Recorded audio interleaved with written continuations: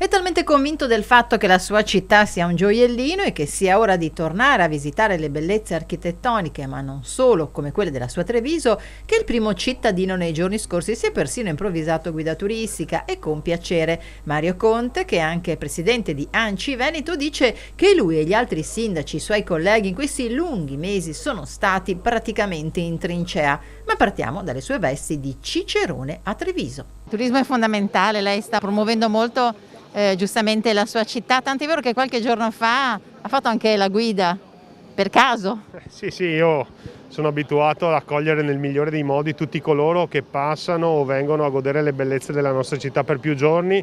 Lo faccio perché amo la mia città, lo faccio perché a Treviso i turisti devono sentirsi degli amici e così è stato. Ho accompagnato un gruppo di italiani di Bergamo, per la precisione, a visitare un affresco di recente restituito alla comunità, quindi era anche un motivo di grande orgoglio.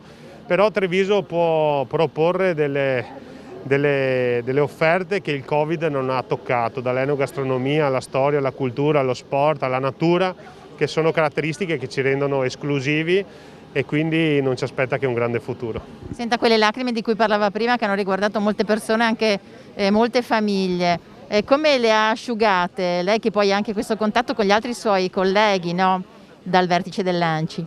Sì, le abbiamo asciugate non prendendoli mai in giro, raccontando sempre la verità su quello che stava succedendo e cercando di dare garanzie reali su quello che potevano essere i progetti futuri, senza illusioni e senza eccessi di allarmismo. E credo che questa politica della responsabilità abbia premiato tutti i sindaci, tutti coloro che indossano la fascia tricolore, perché sono il baluardo delle istituzioni, quelle istituzioni che attraverso i sindaci ci hanno sempre messo la faccia, perché magari è difficile incontrare il Presidente del Consiglio, ma è molto facile incrociare, incontrare e parlare con i sindaci. E quindi io ci tengo a ringraziarli perché si sono dimostrati sempre attaccati alle loro comunità, attaccati ai loro territori e non hanno mai fatto mancare la loro presenza e le loro rassicurazioni. Il 7 andiamo in zona bianca, quali sono gli errori da non fare?